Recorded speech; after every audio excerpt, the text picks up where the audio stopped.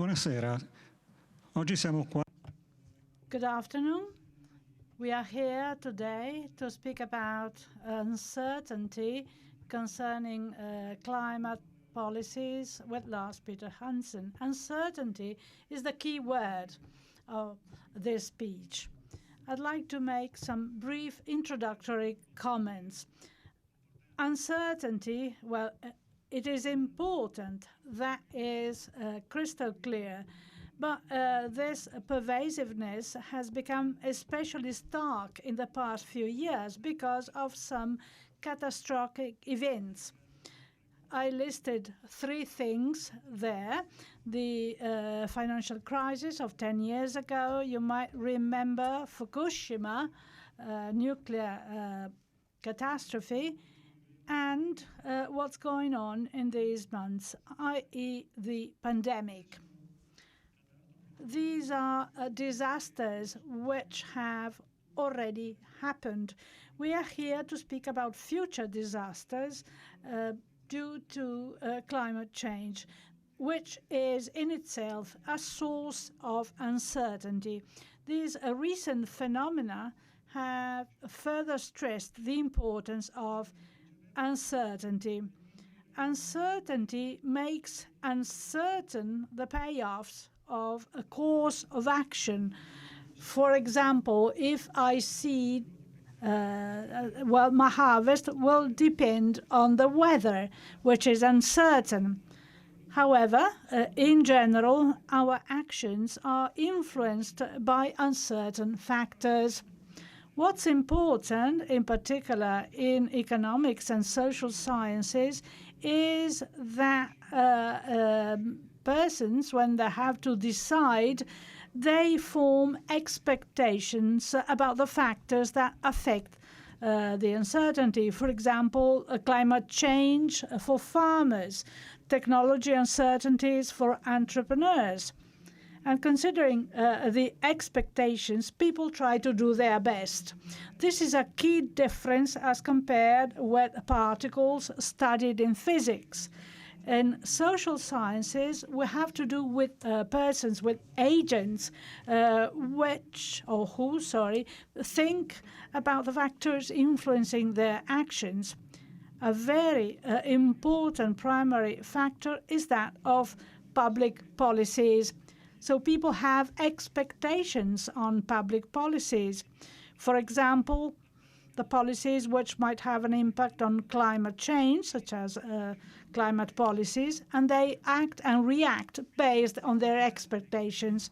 It is therefore important that economic or social policies or anything involving agents or persons take on board that specific feature.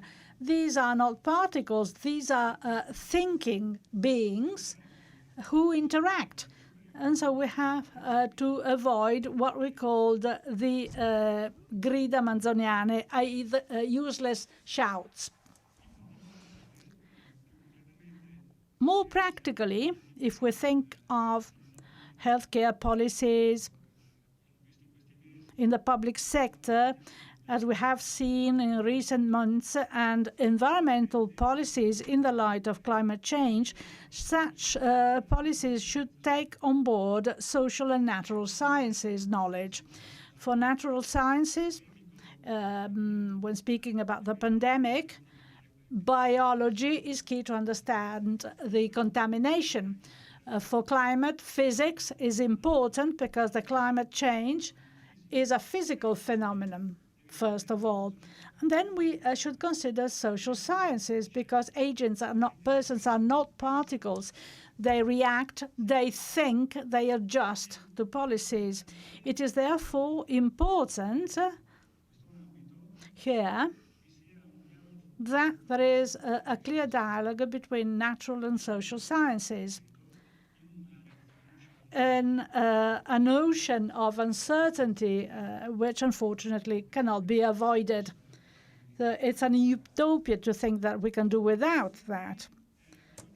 We have today a very important speaker, Lars Peter Hansen, a great thinker on many issues and on uncertainty in particular. He gave very important contributions to understand the impact on public policies and economic phenomena by uncertainty.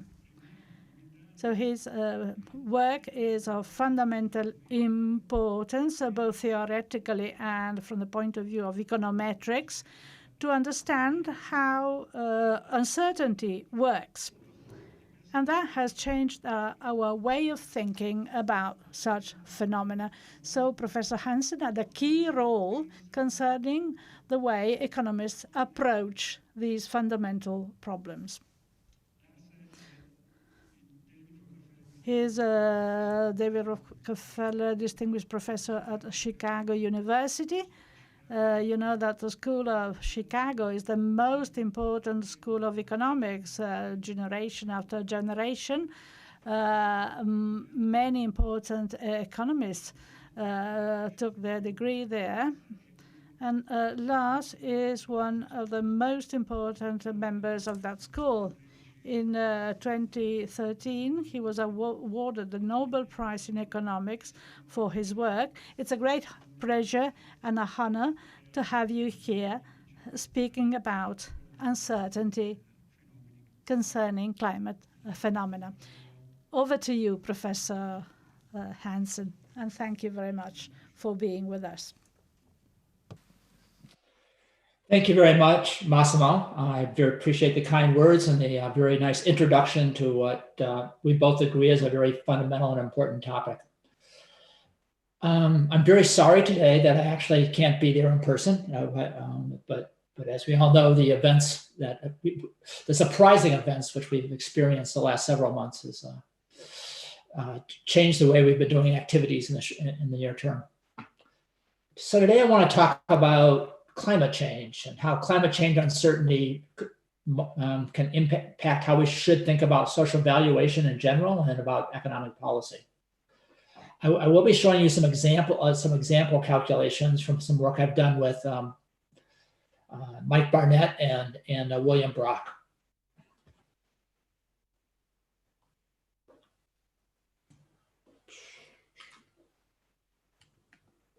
So let me start off with this quote from Mark Carney when he was the head of the Bank of England. Mark Carney described climate change as the tragedy of the horizon. And he suggests how we address it. We need better information. We can build virtuous circles of understanding tomorrow's risks, better pricing, better decisions, and the like. That is a grand ambition. And if only things were quite so simple. So I'm all in on that type of aim. I think there's a lot more subtleties to addressing this than might be captured by this quote, however.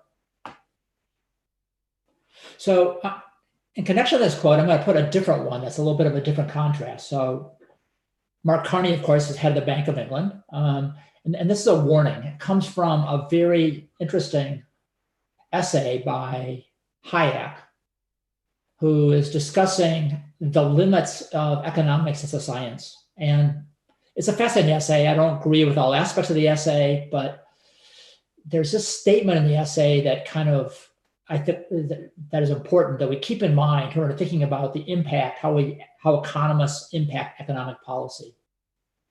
Even if true scientists should recognize the limits of studying human behavior, as long as we have public, and that public wants things like that, has these expectations, then there'll be people who either pretend or believe they can do more to meet popular demand than what is really in their power. So it's really a key part of what we have to wrestle against here. Yes, we want to deliver on the ambitions that Mark Carney lays out, but we also have limits to our understanding. So we want to be able to do it in a credible way and not in a way that can be harmful. If we go in with extreme overconfidence and the like, we can easily be led to false confidences and policies that end up being counterproductive. So this is the type of questions I want to be wrestling with here. So I'm going to talk about components of what I think of as growth rate uncertainty to the overall economy, to the so-called macroeconomy. And there's a variety of sources of this. Elsewhere, I've thought about some of these other sources, including so-called secular stagnation. After the financial crisis, macroeconomists were speculating on how long it would take us to recover from it. There's debates about how technological progress going forwards. We had some amazing progress in the last century. To what extent will continue? More to point today is that if we look at geoscientists, there's lots of evidence of human impact on the environment. But what's less known is the quantitative magnitudes and the timescales under which, the precise timescales in which they might play out. Then economists are very interested in taking these kind of geological scientific insights and to try to make guesses about their subsequent implications for economic and social activity. So environmental economists will then make conjectures about how climate change itself can alter economic growth in the future. And this gets into important questions about potentially how we might adapt to changes in the environment. So I'm going to be focusing really on the latter two of these and their interactions.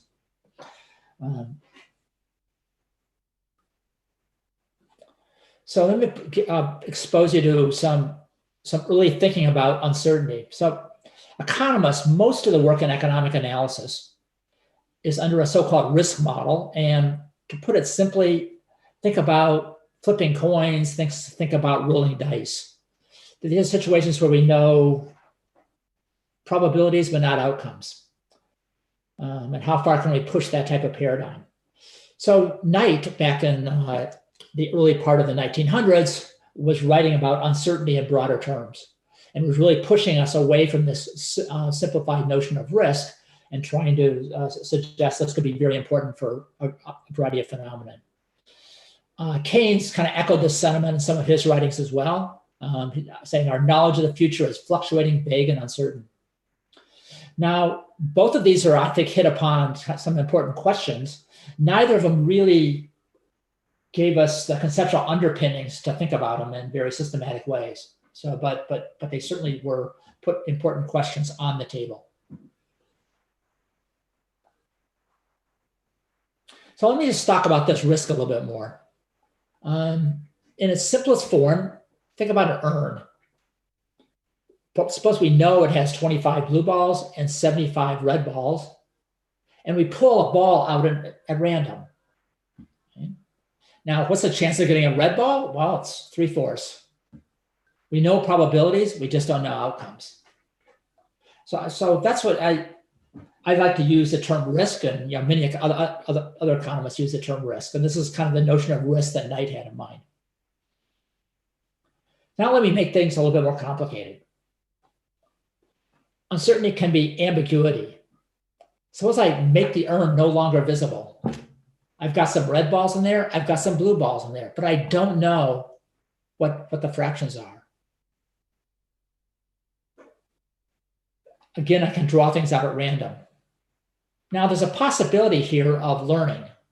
If I kind of do repeated draws, I put, draw something out, put it back in, draw again, put it back in, tabulate the number of red and blue balls, I'm going to get better and better estimates of the fraction of red and blue balls. This is kind of an illustration of Bernoulli's law of large numbers from more than 300 years ago. So that already makes it one level more complicated, and the statistical discipline is certainly this is a problem that's routinely addressed in that literature. So there's lots of thinking about this. Now put in economic dynamics. So one way to picture this is imagine you've got a bunch of these urns. There's an urn you draw from today, and maybe the urn tomorrow is a little bit different. And the urn the next day is a little bit different as well. Now I can no longer do this draw out of an urn, tabulate red and blue balls, and figure out what's in a given urn because the urn's changing on me. Even though I might learn, I'm learning about a moving target. And I think it's getting closer to the type of complexities we have to face when we're thinking about the economic dynamic phenomenon, all the way from COVID to climate change to technological change and the like. Now, we all have some idea about how interest rates might compound. Yeah, we play out the interest rates over time and they compound, and that can have big implications. Compound interest rates. There's a compounding of uncertainty that can also play out over time. And these uncertainties can compound in very different ways. It depends on the nature of the uncertainty. I've just sketched out two different notions of compounding here about how they might play out. One is more like you've got that same urn, and every period you just draw from, the ambiguity urn I talked about. And at the end of the day, there's just two outcomes, a red ball or a blue ball, and that's it. But now let's go to the bottom diagram here. So I draw out of the first urn, and that dictates my next urn. And I draw out of that urn, and that dictates a subsequent urn. And the urns may differ on you. Now I'm going to start tabulating a lot more outcomes. The compounding, the uncertainty is more complicated because there's more things to consider as we play things out over time. And I think this is the type of uncertainties that we often face. And so I think the bottom one is compounding in a very different, but a very important way, as distinct from the top one.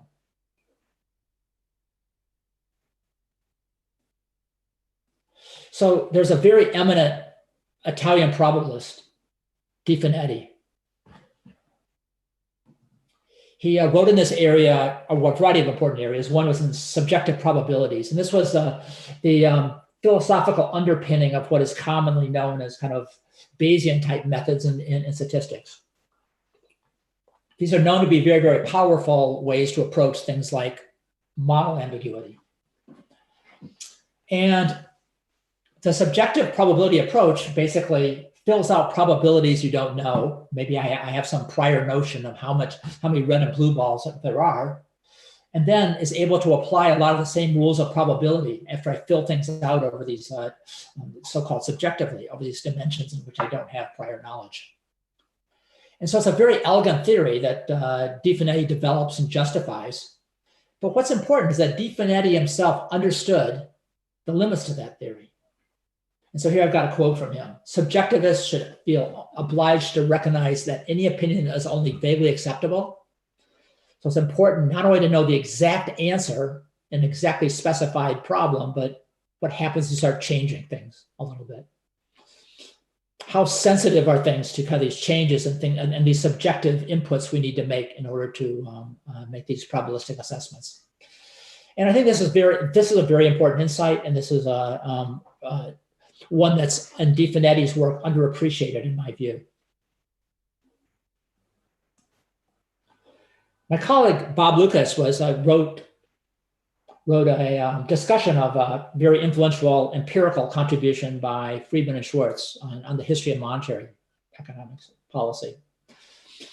And Lucas, was very complimentary of the book, but his review ends with this, or ends in part with a quote like this: "The facts do not speak for themselves. They need all the abstract theoretical help they can get." So I'm putting this on here for the following kind of reminder. Of course, we live in this world we view as very data rich, where there's lots of very important work being done on looking through methods, computationally tractable methods for looking at large dimensional data sets, for finding patterns in those data sets, machine learning type algorithms and the like. And these are very interesting and important contributions. But you also have to have a conceptual underpinning. And I talk about this as well in this other piece I reference here. For a lot of questions that economists want to answer, you can't just appeal to facts and the facts tell you the answers. You need models, theories, conceptual frameworks. This is very clear in climate change because we're talking about pushing the environment into situations we really haven't experienced in the past. We can't just look at past data and say, well, here's what's going to happen. So we also have to rely on these models. And these models require some subjective judgments and the like, and uncertainty as well comes into play there. So I thought today I would spare you a lot of formal mathematics, and I'm going to substitute a painting in this case. This is a very famous, it's a very beautiful painting by Latour. So let's talk to this painting for just a moment. There's a person on the right thinking that this is a fair card game. There's a person in the middle, the dealer, somewhat shifty eyes. There's a person pouring the liquor that is perhaps in on this. And then there's a person all the way on the left who has something behind his back, some cards. So not surprisingly, this is called the cheat. So why am I showing this to you? We can build wonderful, mathematically elegant models. And those models can tell us probabilities, just like in very complicated sets of circumstances. We can go all in on those models, say, that's the model. It tells me probabilities. I'm done. Now I just figured out what the sensible decision is. But for a lot of social problems, that's not where we're at. And so what you have when you look at these models, I'm a firm model builder. I just spend lots of evidence kind of solving, computing, and analyzing models. You need to be able to use them in sensible ways, so that, and not naively like this card player. You need to ask about how might the modeling effort mislead me. So you need to use them sensibly and not naively. So where does uncertainty emerge in all this? So this quantitative model building, I think of each model as telling an interesting story. It has policy implications. It helps me understand the world. But it's not a complete description of this complicated world we live in. It's an abstraction or simplification. So I like to think of these models as telling quantitative stories. And I also like to think of there being multiple models on the table that we should consider. There's this quote from St. Thomas Aquinas that I quite like that says, beware the person of one book. I think it carries over to models. Beware the person of one model. It's important to look across models. So this is like quantitative storytelling, but with multiple stories. So how does uncertainty come into play? Well, we have this notion of risk.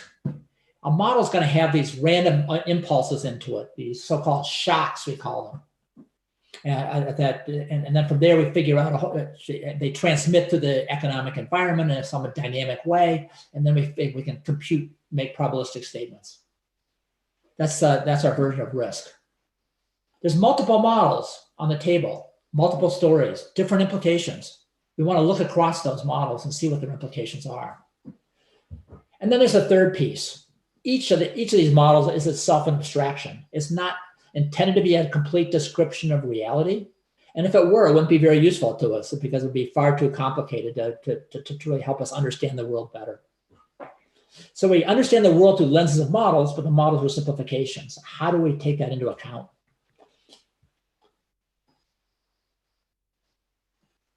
So there's formal ways of doing this, but let me just kind of guide you through a discussion of how they work, roughly speaking. Navigating uncertainty. So we want to use probability models, but we want to acknowledge that they're misspecified. They're wrong, but we still think they're insightful. There's ambiguity as to which among these models is the best one. Then, following the suggestions of Di Finetti, we want to do a type of robust approach. We want to say, look at sensitivity analyses. I want to use the model in a sensible way. I don't want to throw out statistics because I need statistics and probability to bound things. If I come into this problem and say, well, look, I don't know anything with full confidence, I'm just going to give up, then that gets us nowhere. So we still want to use tools of probability and statistics to help us bound the types of uncertainties. Now, to turn this into decisions, there's a theory of uncertainty aversion. Just like risk aversion, we talk about in economics all the time, risk aversion, risk premium, asset prices, and the like. There's a more broad notion of uncertainty aversion. You dislike this notion of uncertainty about probabilities of the future. You have to take some type of stand on that.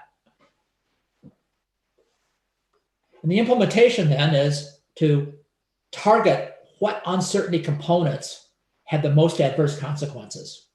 Some things we don't know much about may not matter to the answers we care about, but some do. We can use quantitative methods and formally figure out answers to this. And that helps us approach these uncertainties which we face in actual decision making. So economists love to think about things in terms of trade-offs. So I like to think about there being a type of uncertainty trade-off. So as I watched the early stages of COVID and the use of mathematical models, people were using models in different ways. And then this led to some confusion in some of the public discourse, I believe. Some people would take models and figure out best guesses. What do I think is my best estimate of what could happen?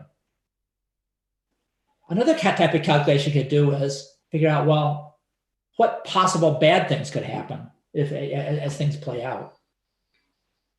Now, I could go all in on the best guess, but then there's some chance that something really bad might happen, and I'm just not caught prepared for that. I could go all in on what's the worst outcome possible, and then I may be led to do nothing. I need to be in the middle, in between these two, trading these things off. And that's where this aversion comes into play. It's a statement of about how I trade these things off. How much attention do we want to pay to best guesses that lead to versus guesses that lead to bad outcomes?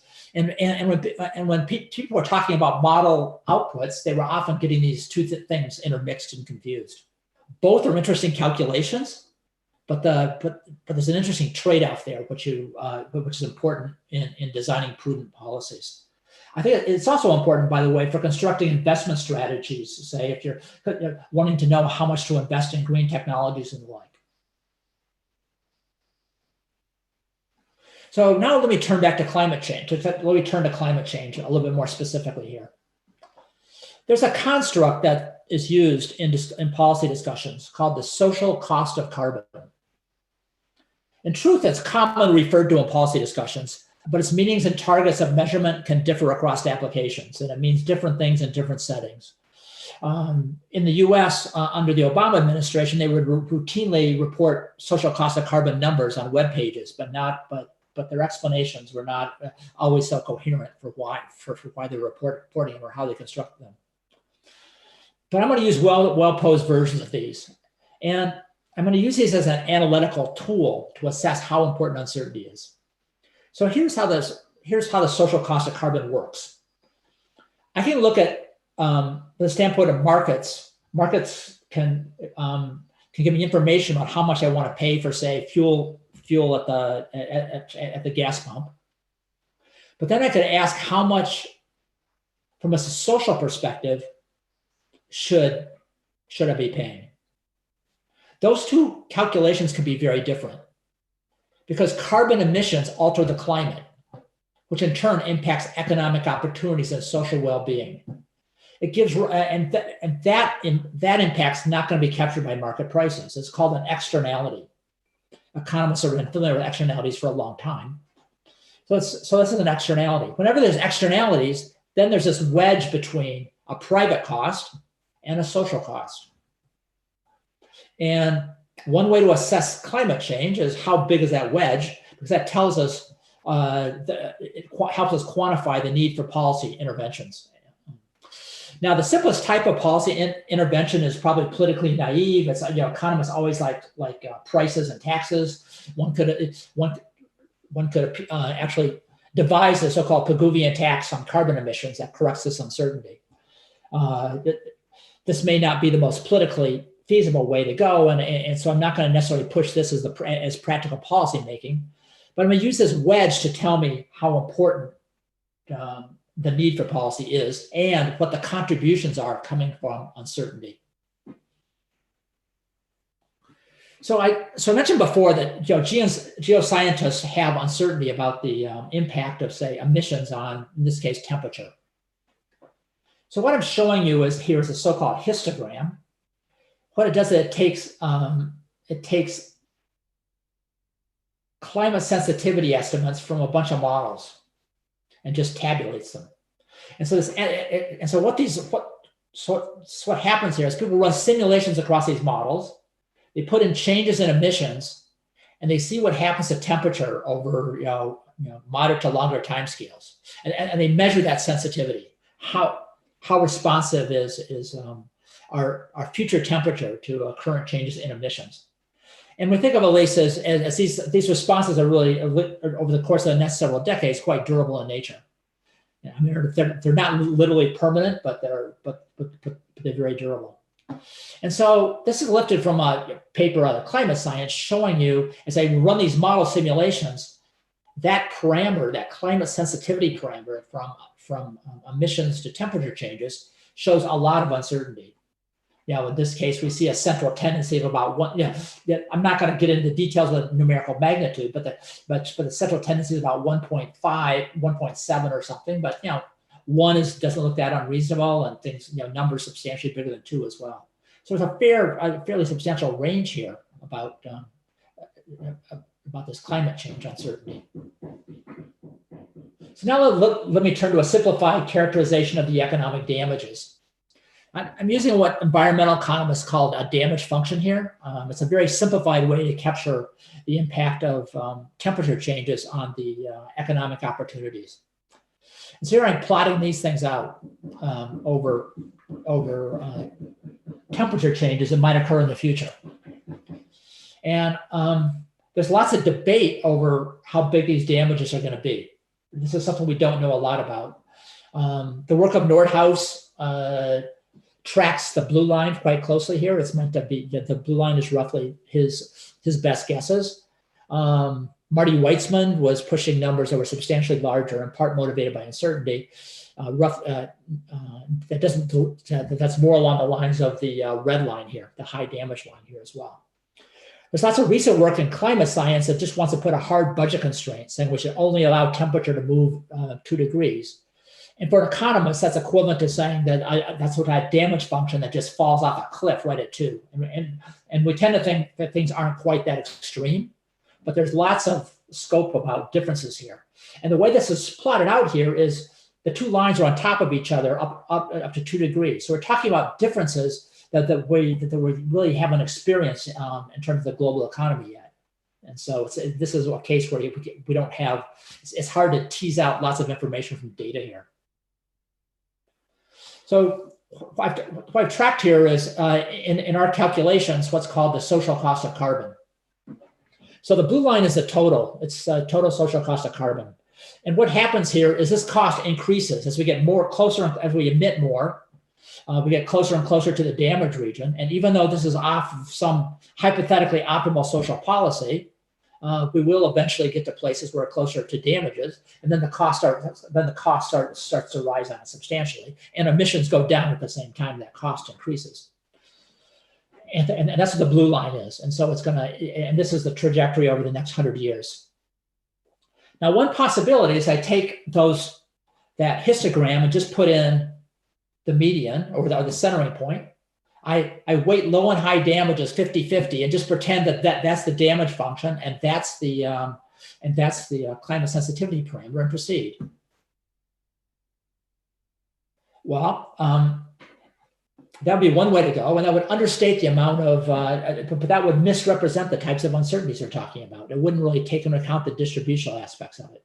So what we do is we do that type of comparison. What happens if we just went with the center point versus taking into account these different distributional responses? Now, I don't know how to weight high and low damages. That histogram is not a statement of probabilities. It's just a bunch of recorded differences across models. So I can use that histogram as a baseline starting point, but how about if I move those a little bit? So what this shows is that if I don't have full confidence in how to weight these things, then I'm really led to a substantial contribution of uncertainty to the social cost of carbon.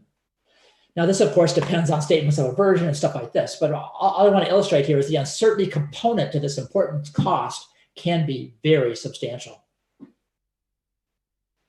So how about private sector uncertainty? So the private sector also faces uncertainty of this fundamental type I've talked about, not knowing what the temperature, the long-term temperature responses will be to emissions, or not knowing what economic damages will be. But but they also face what I think of as policy uncertainty. And a lot of the uncertainties they're facing in the short run is speculations on what type of government interventions there'll be in the future. So like if I'm sitting on a big kind of set of carbon reserves, and I think there's going to be some policy coming down very, very soon that's going to make those very, very costly, and that's going to lead me to want to exploit those reserves quickly. Whereas, of course, if I think it's down the road a ways, I will behave differently. A lot of what we see in the policy responses now have to do with the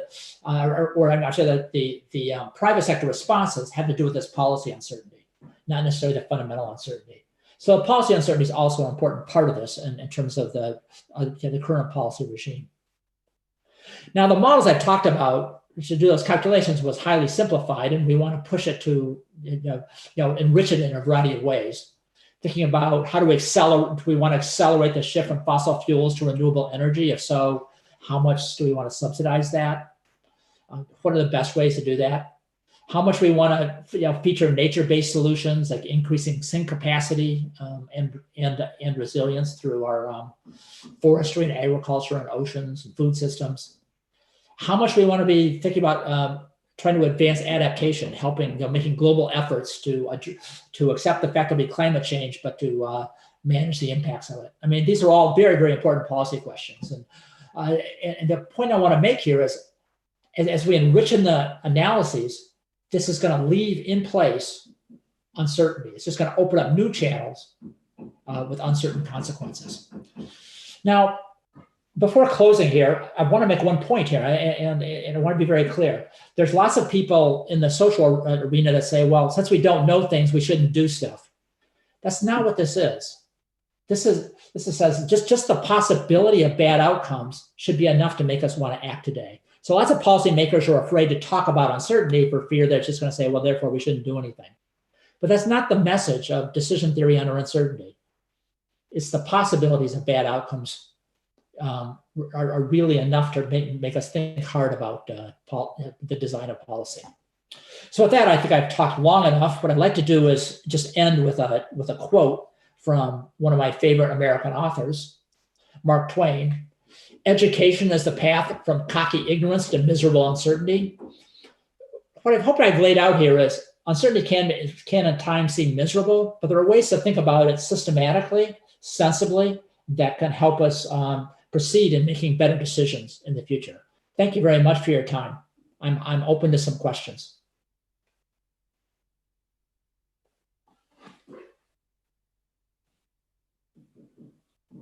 Ho una domanda da... Thank you very much. There is a question from the audience online. That is, it's a general question. Growth and uncertainty.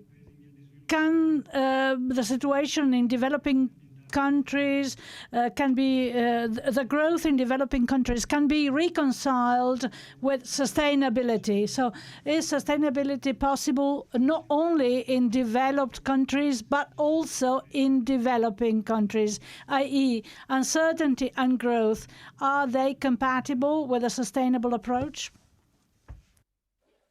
I'm wondering if you might be able to repeat a little bit the English version of it. I was having a hard time with the simultaneous Italian and English. I know it has to do with growth and sustainability, but I'm not sure I got the precise question.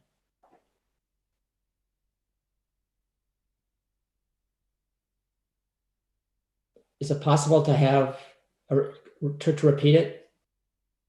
Compatible with sustainability, even in countries that are not yet so developed. So if somehow all these pose a challenge in countries that still have to fully develop to sustainability, or of course it's a very vague question. It's a $1 million question, $1 million question. Yes, okay. At least $1 million. For sure. Okay, thank you. Yeah, so one thing I did not talk about, and it's an absolutely important question, and that's the heterogeneous effects of climate change across different regions around the world. And this is the work in this area has been too limited to date, in part because, and there's scope for a lot more interesting work along these directions, because climate change obviously affects different regions and different economies in very different ways, and framing a coherent world approach to climate change then involves taking that into account. The question about sustainability is an interesting one. I certainly do think we want to approach how we the cost of climate change and to recognize the existing differential situations around countries and regions, and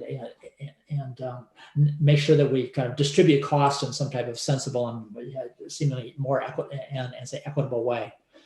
Sustainability is going to be possible to the extent that it's going to require some technological thinking and some ways of redoing economic activities and the like. I am cautiously optimistic that we can figure out ways to build sustainable economies over the long run that are that don't damage our economy.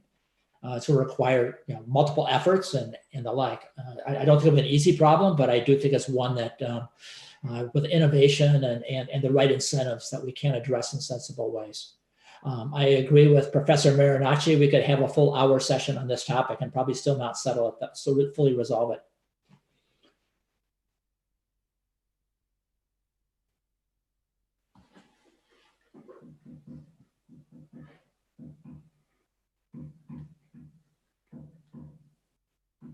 Oh, I can't hear anything.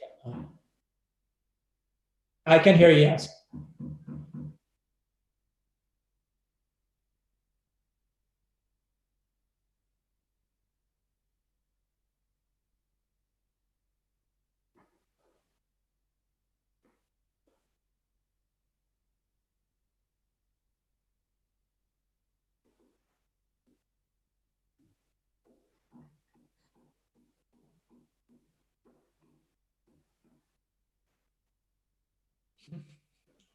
Yeah. Well, there's aspects of it that were certainly disappointing. It's interesting as you watch, there were attempts by many policymakers to look at model outputs. We were handcuffed, however, because the models were largely epidemiological models, and they didn't really put in the full economic incentive effects that are important to thinking about policy implications. And this is because economists and epidemiologists had really not collaborated on what we think of as integrated assessment models, in which you really fully integrate the epidemiology with the economics. There's been lots of very counterproductive discussions about, well, there is no trade-off. We should just care about health and the like. But there are trade-offs. I mean, we can't close down the entire economy. Certain portions of the economy have to be functioning. I mean, we have to make decisions about how we're going to engage in education going forward. What type of, which among the activities are quote essential activities that should continue. How do we structure? Once we put policies out there, we can. How do we make sure that people conform with them and the like? So trade-offs are inherent here, and even within the health arena, there's trade-offs, because if you start isolating the population, there are lots of evidence that isolation itself can cause psychological and say health damages. Even if it's not directly attributed to COVID, it's indirectly attributed to it, and there's just no doubt that there's adverse health consequences through isolation. So trade-offs are kind of there throughout all of this. I do think lots of policymakers, we just didn't have the modeling tools to be as helpful as we might be.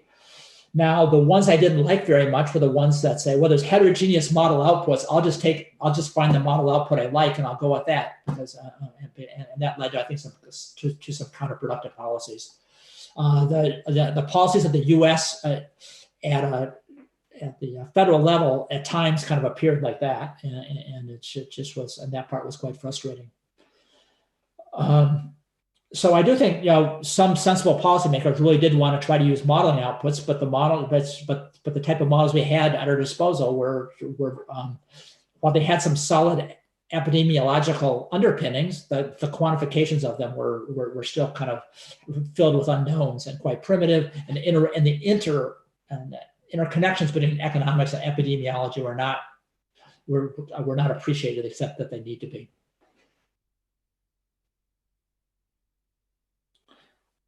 That's why this warning about the one model issue. If I put heterogeneous models out there, then there's a danger of policymakers going to look across models and say, oh, well, I like the output from that one, so we'll go with that model all in. And that's part of the danger of policy.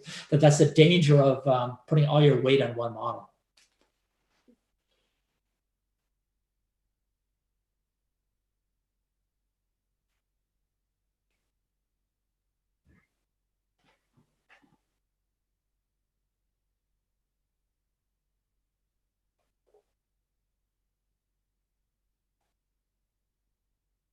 Areas with these catastrophes, all these what's happening will finally motivate people to collaborate across borders, or what's your sense? Yeah. So obviously it seems on the surface very, very attractive, and in some sense the right thing to do. It is very hard to do well. I've seen some partial successes and some big failures. If you just kind of imagine that you're going to say, well, the epidemiologist will build this part of the model, the economists will build this part of the model, and staple them together, those efforts almost never are never all that productive. The ones that are more interesting is when there's an exact dialogue that takes place, and the epidemiologists have to understand a little, something about how the economic model worked, and the economists have to understand to some extent how the epidemiological models work. The same thing's true in climate change. I mean, in order to do that well, you have to make sure there's understanding going both directions, and not just kind of let my field do my thing and your field do your thing, or we'll staple them all together. That part, seldom works. And to build this mutual understanding, that takes a lot of effort, and that takes scholars that are really committed to want to do that. So I think it's possible to do it well. I think it's hard to do it well. I do think that if you do it well, there are potential benefits for how science can help society. This may also impact education, in the sense my call for a reform of education, creating people that have the ability to understand both worlds, in a sense. So it may spur a need for also some change even in the undergraduate education, or just more advanced, so more flexible programs that people are able to grasp issues from social, natural, and so on. Sciences. Yeah. I haven't thought hard about the right way to design such curricula, but I absolutely do think that's the case. And that the skill set that are most valuable are the ones that buy you the flexibility, and that's the skill set that buys you the ability to understand what's going on in multiple arenas. So but then one can also suffer from superficiality if you have a very superficial knowledge of epidemiology and a very superficial knowledge of economics, and you you're probably going to struggle as well. There has to be there has to be some depth, at the same time ability to communicate across the areas. Yep. Thank you, Lars, for this illuminating conversation. So if there are no other questions, I thank you very much for all the wisdom that you gave us, and let's hope that actual policy making will be responsive to these stimuli, scientific stimuli. So finally, there will be more room for rational policy making. Indeed, let's hope for yes. Indeed. Thank you very much for this opportunity. Thank you. Thank you very much for the illumination. Thank you. Sure. Yep.